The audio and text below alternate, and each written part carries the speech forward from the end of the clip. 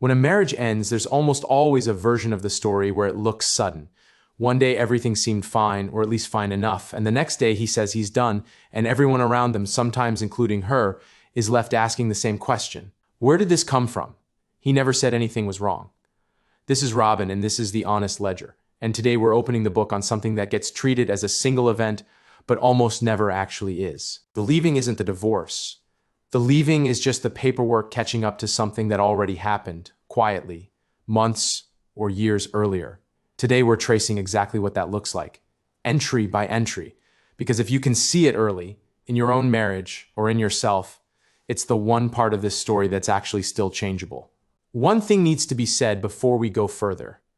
This isn't a story where the woman is the villain and the man is a silent victim who did nothing wrong.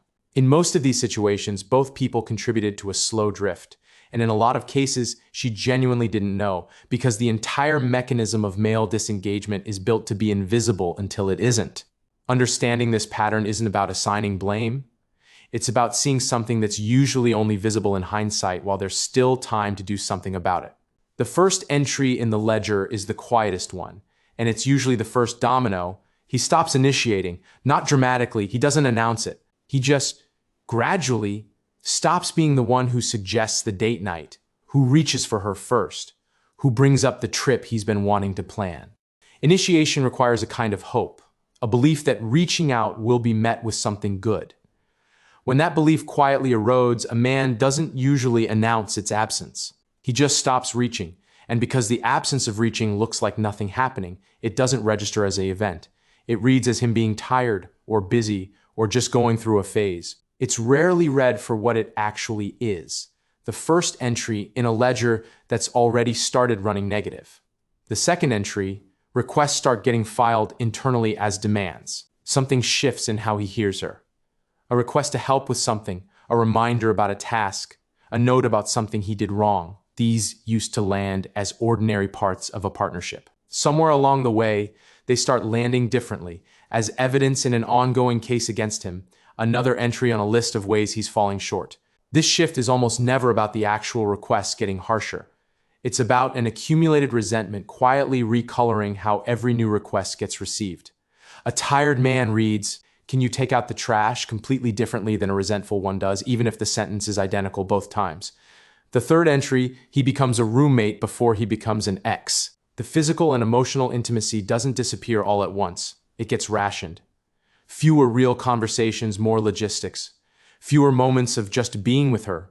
More moments of coordinating schedules, kids, bills. The marriage starts running like a small business with two co-managers instead of like a relationship between two people who chose each other.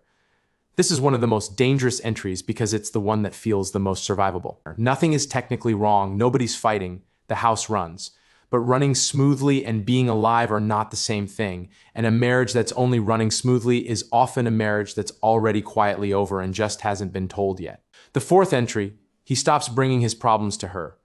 A hard day at work, a worry about money, a fear he's carrying about his own future. These used to go to her first because she was his person. At some point, without a clear moment where it happened, he starts taking them somewhere else instead, to a friend, to silence, to nowhere at all. Not because the problem stopped, because somewhere along the way, bringing them to her started costing more than it helped, whether that cost was a lecture, a minimization, or just a response that made him feel more alone afterward than before he'd said anything. Once a man stops bringing his real weight to his partner, he's already begun building a life that doesn't fully include her, even if he's still sleeping in the same bed. The fifth entry, and this is the one that gets misread the most, he starts fantasizing about being alone, not about being with someone else. This is a critical distinction that gets flattened in most conversations about male disengagement. People assume a checked-out husband is fantasizing about another woman. Far more often in the years before anything actually happens, what he's craving isn't a different partner. It's an empty apartment. Silence that isn't loaded with tension. A version of his own life where he isn't constantly managing someone else's disappointment in him. This isn't about attraction to someone new. It's exhaustion with the specific role he's been occupying. And mistaking that exhaustion for something about another woman completely misses what's actually happening and misses the chance to fix the actual problem. The sixth entry, the story he tells other people about his marriage, stops matching the story he's living. To coworkers, to his mother, even to close friends, he keeps giving the version that's expected. Fine, good, no complaints, she's great. Meanwhile, the internal ledger keeps running its own separate account, one that never gets spoken out loud to anyone, including sometimes to himself. This gap between the public story and the private one is one of the clearest signs of a marriage running on inertia rather than genuine investment, and it's also exactly why it looks so sudden to everyone else when it ends. Nobody had the real information. He'd never given it to them. The seventh entry is the one that finally makes it visible. He starts talking about the future using the word I instead of we, where he wants to live in 5 years, what he wants to do when the kids are older, what retirement looks like. If you listen closely to how he talks about anything beyond the next few months, and she's quietly stopped being part of that picture without either of them noticing the shift happen, that's usually the clearest external evidence that the internal decision was already made a long time before the actual conversation happens. By the time he says the words out loud, the leaving already happened months or years earlier in exactly the quiet way described in every entry before this one. The announcement is just the paperwork. So here's the turn, and there are two audiences for it.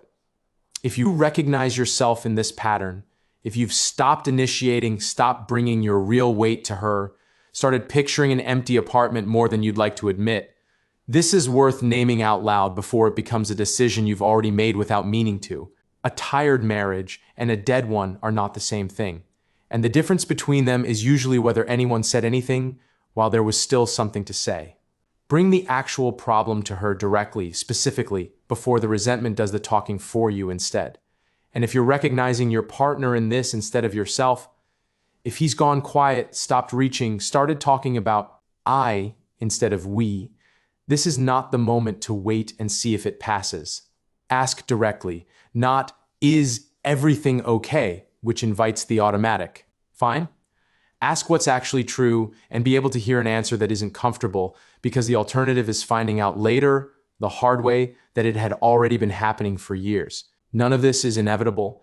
Every entry on this list is reversible earlier than people think it is. The tragedy of a silent divorce isn't that the marriage failed. It's that it usually failed quietly enough for long enough that by the time anyone said anything true out loud, there was nothing left to say it to.